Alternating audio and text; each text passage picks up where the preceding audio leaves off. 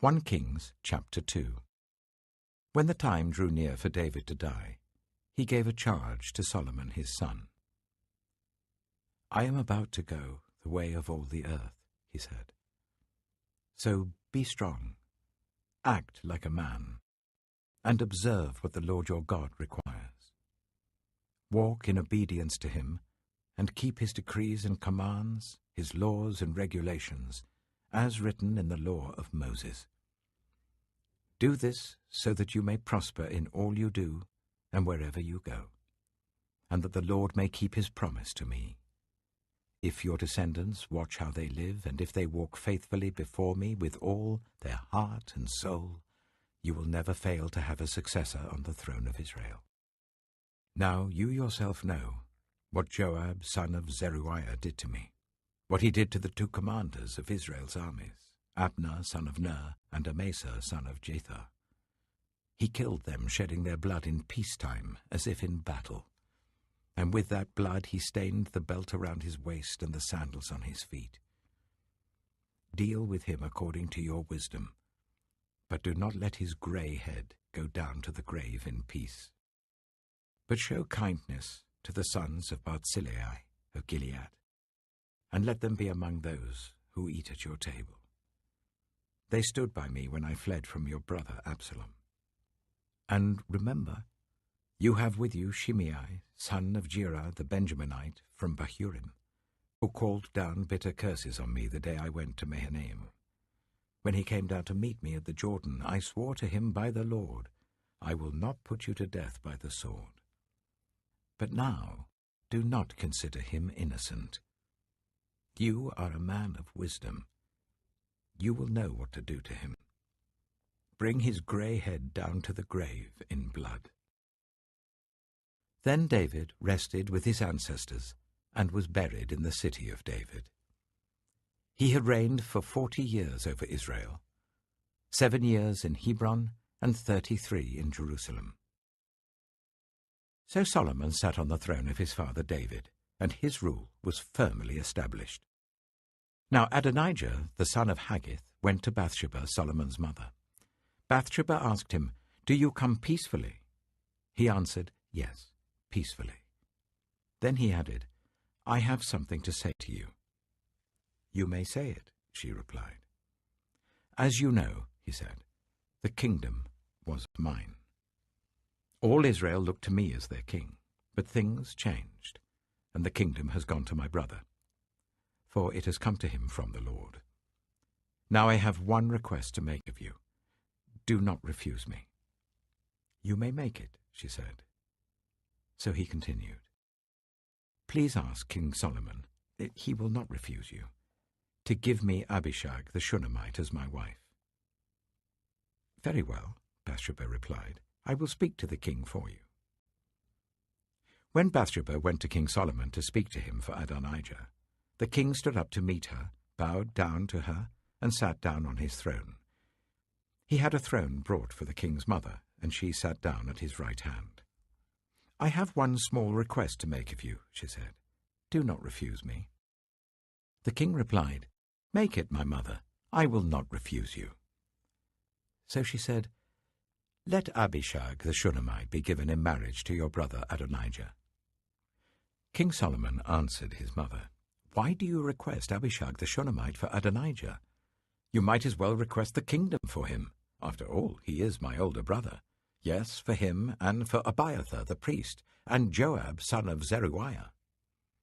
Then King Solomon swore by the Lord, "May God deal with me, be it ever so severely, if Adonijah does not pay with his life for this request. And now, as surely as the Lord lives, he who has established me securely on the throne of my father David, and has founded a dynasty for me as he promised, Adonijah shall be put to death today." So King Solomon gave orders to Benaiah son of Jehoiada, and he struck down Adonijah, and he died. To Abiathar the priest the king said, "Go back to your fields in Anathoth. You deserve to die, but I will not put you to death now, because you carried the ark of the sovereign Lord before my father David, and shared all my father's hardships. So Solomon removed Abiathar from the priesthood of the Lord, fulfilling the word the Lord had spoken at Shiloh about the house of Eli. When the news reached Joab, who had conspired with Adonijah, though not with Absalom, he fled to the tent of the Lord and took hold of the horns of the altar. King Solomon was told that Joab had fled to the tent of the Lord and was beside the altar. Then Solomon ordered Benaiah son of Jehoiada, "Go, strike him down." So Benaiah entered the tent of the Lord and said to Joab, "The king says, 'Come out.'" But he answered, "No, I will die here." Benaiah reported to the king, "This is how Joab answered me." Then the king commanded Benaiah, "Do as he says. Strike him down and bury him, and so clear me and my whole family of the guilt of the innocent blood that Joab shed. The Lord will repay him for the blood he shed, because without my father David knowing it, he attacked 2 men and killed them with the sword. Both of them, Abner, son of Ner, commander of Israel's army, and Amasa, son of Jether, commander of Judah's army, were better men and more upright than he. May the guilt of their blood rest on the head of Joab and his descendants forever. But on David and his descendants, his house and his throne, may there be the Lord's peace forever." So Benaiah, son of Jehoiada, went up and struck down Joab and killed him, and he was buried at his home out in the country. The king put Benaiah, son of Jehoiada, over the army in Joab's position, and replaced Abiathar with Zadok the priest. Then the king sent for Shimei and said to him, "Build yourself a house in Jerusalem and live there, but do not go anywhere else. The day you leave and cross the Kidron Valley, you can be sure you will die. Your blood will be on your own head." Shimei answered the king, "What you say is good. Your servant will do as my lord the king has said." And Shimei stayed in Jerusalem for a long time. But 3 years later, 2 of Shimei's slaves ran off to Achish, son of Maacah, king of Gath, and Shimei was told, "Your slaves are in Gath." At this he saddled his donkey and went to Achish at Gath in search of his slaves. So Shimei went away and brought the slaves back from Gath. When Solomon was told that Shimei had gone from Jerusalem to Gath and had returned, the king summoned Shimei and said to him, "Did I not make you swear by the Lord and warn you? On the day you leave to go anywhere else, you can be sure you will die. At that time you said to me, 'What you say is good, I will obey.' Why then did you not keep your oath to the Lord and obey the command I gave you?" The king also said to Shimei, "You know in your heart all the wrong you did to my father David. Now the Lord will repay you for your wrongdoing." But King Solomon will be blessed, and David's throne will remain secure before the Lord forever. Then the king gave the order to Benaiah son of Jehoiada, and he went out and struck Shimei down, and he died. The kingdom was now established in Solomon's hands. 1 Kings chapter 3. Solomon made an alliance with Pharaoh king of Egypt and married his daughter. He brought her to the city of David until he finished building his palace and the temple of the Lord and the wall around Jerusalem. The people, however, were still sacrificing at the high places because the temple had not yet been built for the name of the Lord. Solomon showed his love for the Lord by walking according to the instructions given him by his father David, except that he offered sacrifices and burned incense on the high places. The king went to Gibeon to offer sacrifices, for that was the most important high place, and Solomon offered 1,000 burnt offerings on that altar. At Gibeon, the Lord appeared to Solomon during the night in a dream, and God said, "Ask for whatever you want me to give you." Solomon answered, "You have shown great kindness to your servant, my father David, because he was faithful to you and righteous and upright in heart. You have continued this great kindness to him, and have given him a son to sit on his throne this very day. Now, Lord my God, you have made your servant king in place of my father David, but I am only a little child, and do not know how to carry out my duties. Your servant is here among the people you have chosen, a great people, too numerous to count or number. So give your servant a discerning heart, to govern your people, and to distinguish between right and wrong. For who is able to govern this great people of yours?" The Lord was pleased that Solomon had asked for this. So God said to him, "Since you have asked for this, and not for long life or wealth for yourself, nor have asked for the death of your enemies, but for discernment in administering justice, I will do what you have asked. I will give you a wise and discerning heart, so that there will never have been anyone like you, nor will there ever be. Moreover, I will give you what you have not asked for, both wealth and honor, so that in your lifetime you will have no equal among kings. And if you walk in obedience to me and keep my decrees and commands as David your father did, I will give you a long life." Then Solomon awoke, and he realized it had been a dream. He returned to Jerusalem, stood before the ark of the Lord's covenant, and sacrificed burnt offerings and fellowship offerings. Then he gave a feast for all his court. Now 2 prostitutes came to the king and stood before him. One of them said, "Pardon me, my lord.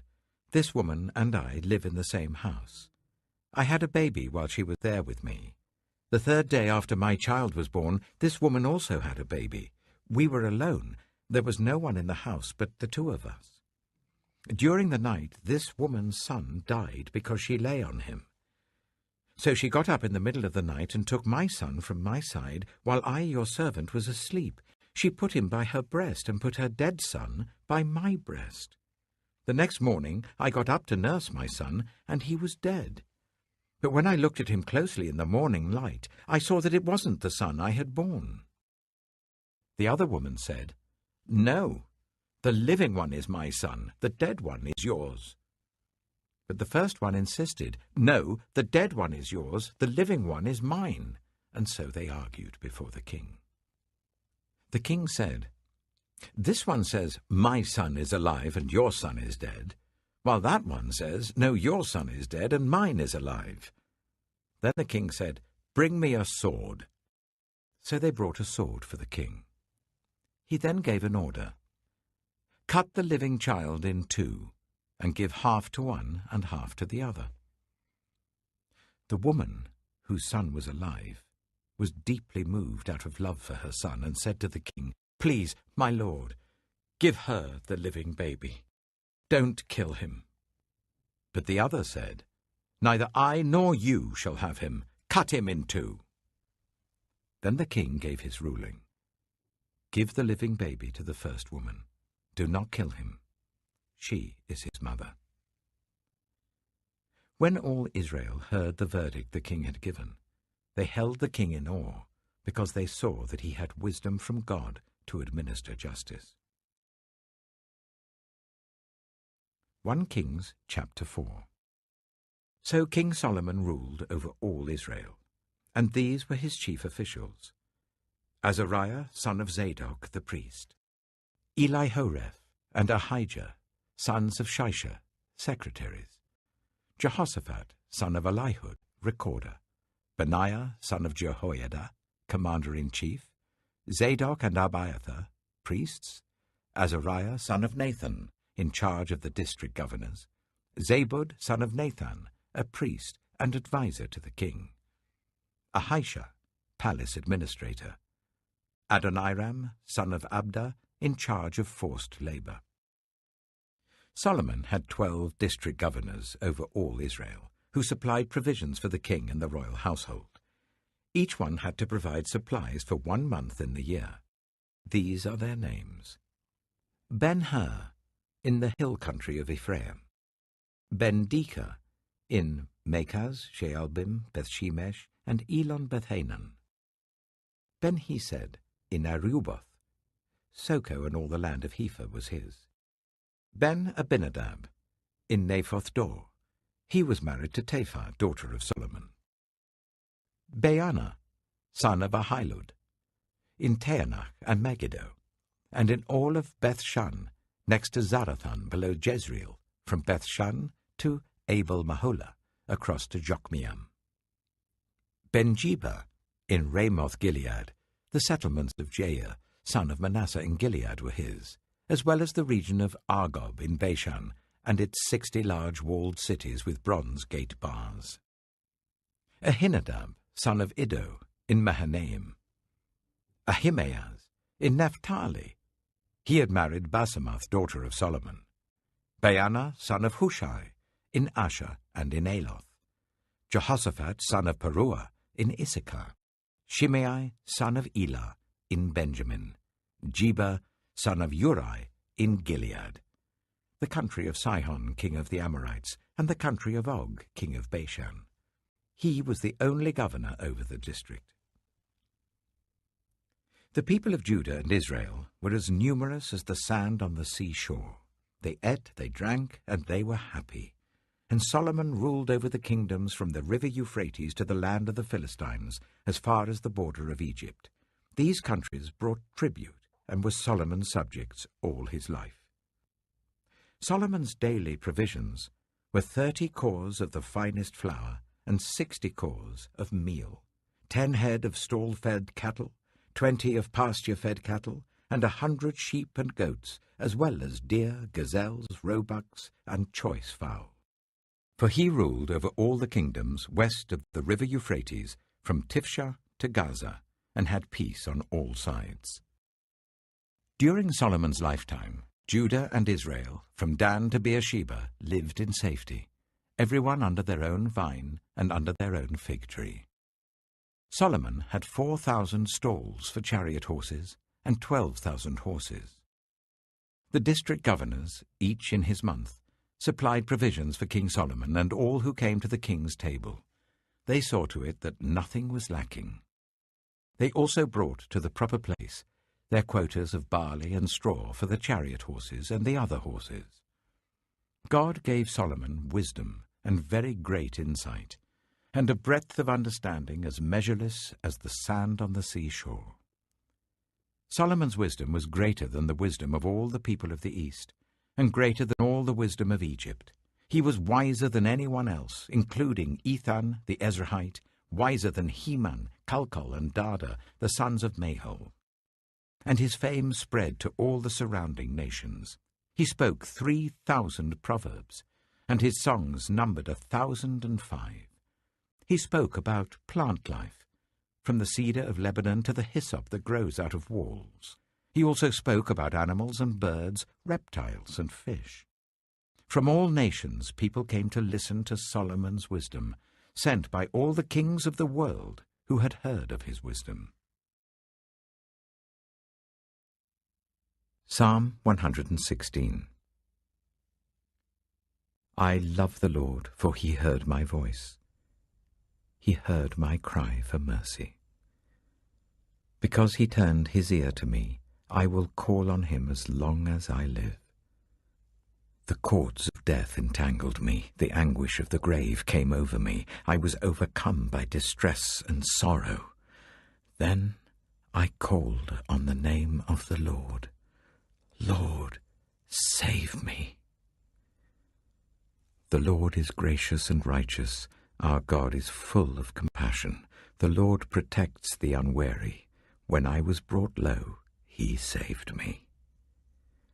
Return to your rest, my soul, for the Lord has been good to you. For you, Lord, have delivered me from death, my eyes from tears, my feet from stumbling, that I may walk before the Lord in the land of the living. I trusted in the Lord when I said, I am greatly afflicted. In my alarm I said, everyone is a liar. What shall I return to the Lord for all his goodness to me? I will lift up the cup of salvation and call on the name of the Lord. I will fulfill my vows to the Lord in the presence of all his people. Precious in the sight of the Lord is the death of his faithful servants. Truly I am your servant, Lord. I serve you just as my mother did. You have freed me from my chains. I will sacrifice a thank offering to you and call on the name of the Lord. I will fulfill my vows to the Lord in the presence of all his people, in the courts of the house of the Lord, in your midst, Jerusalem. Praise the Lord. Proverbs chapter 23. Saying 7. When you sit to dine with a ruler, note well what is before you, and put a knife to your throat if you're given to gluttony. Do not crave his delicacies, for that food is deceptive. Saying 8. Do not wear yourself out to get rich. Do not trust your own cleverness. Cast but a glance at riches and they're gone, for they will surely sprout wings and fly off to the sky like an eagle. Saying 9. Do not eat the food of a stingy host. Do not crave his delicacies. For he is the kind of person who is always thinking about the cost. Eat and drink, he says to you, but his heart is not with you. You will vomit up the little you have eaten and will have wasted your compliments. Saying 10. Do not speak to fools, for they will scorn your prudent words. Saying 11.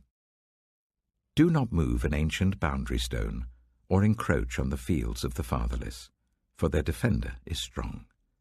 He will take up their case against you. Saying 12. Apply your heart to instruction, and your ears to words of knowledge. Saying 13. Do not withhold discipline from a child.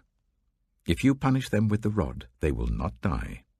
Punish them with the rod, and save them from death. Saying 14. My son, if your heart is wise, then my heart will be glad indeed.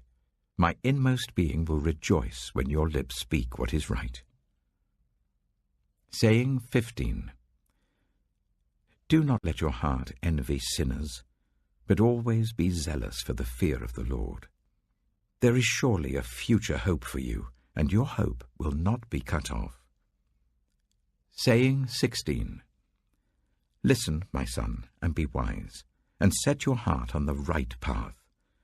Do not join those who drink too much wine or gorge themselves on meat, for drunkards and gluttons become poor, and drowsiness clothes them in rags. Saying 17. Listen to your father who gave you life, and do not despise your mother when she is old. Buy the truth and do not sell it, wisdom, instruction, and insight as well. The father of a righteous child has great joy. A man who fathers a wise son rejoices in him. May your father and mother rejoice. May she who gave you birth be joyful. Saying 18. My son, give me your heart, and let your eyes delight in my ways. For an adulterous woman is a deep pit, and a wayward wife is a narrow well. Like a bandit she lies in wait, and multiplies the unfaithful among men. Saying 19. Who has woe? Who has sorrow? Who has strife? Who has complaints? Who has needless bruises? Who has bloodshot eyes? Those who linger over wine, who go to sample bowls of mixed wine. Do not gaze at wine when it is red, when it sparkles in the cup, when it goes down smoothly. In the end, it bites like a snake and poisons like a viper. Your eyes will see strange sights, and your mind will imagine confusing things. You will be like one sleeping on the high seas, lying on top of the rigging. They hit me, you will say, but I'm not hurt. They beat me, but I don't feel it. When will I wake up, so I can find another drink?